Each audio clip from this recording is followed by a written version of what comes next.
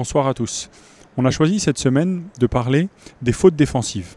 Dans le jeu, on peut faire une faute en attaque, ça arrive relativement rarement, mais surtout une faute en défense. Quand la faute a lieu sur une action de tir, on donne 2 lancers francs. Quand elle n'a pas lieu sur une action de tir, mais sur un joueur qui dribble ou qui passe, elle donne une touche côté, sauf dans certains cas particuliers. Le règlement permet à chaque équipe de faire 4 fautes individuelles par quart-temps.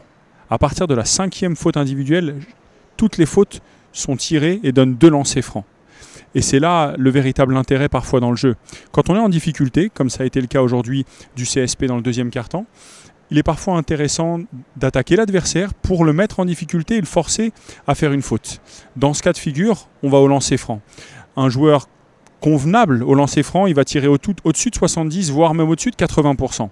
Et c'est un pourcentage super élevé. Au basket, on peut considérer que la meilleure attaque, c'est un lay-up, avec un pourcentage très élevé. La 2e meilleure attaque, c'est d'aller au lancer franc.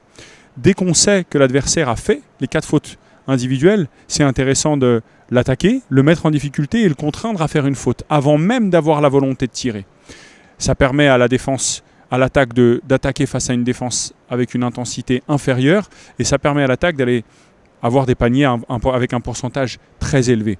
C'est ce qu'a vécu donc le CSP dans le 2e quart-temps et ce qui a permis de rester dans le match et de ne pas laisser l'adversaire du jour, Reggio Emilia, partir trop loin, parce que c'est vrai qu'on était en grande difficulté aujourd'hui. Du côté de Reggio Emilia, il y a un joueur Della Valle qui a fait 7 sur 7 au lancer franc. Du côté du CSP, Kenny Hayes 4 sur 4.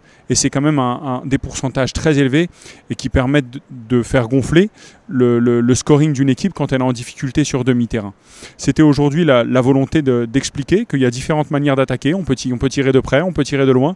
Et parfois, l'objectif, il est juste de pousser l'adversaire à la faute pour avoir des lancers francs. Bonne soirée à tous.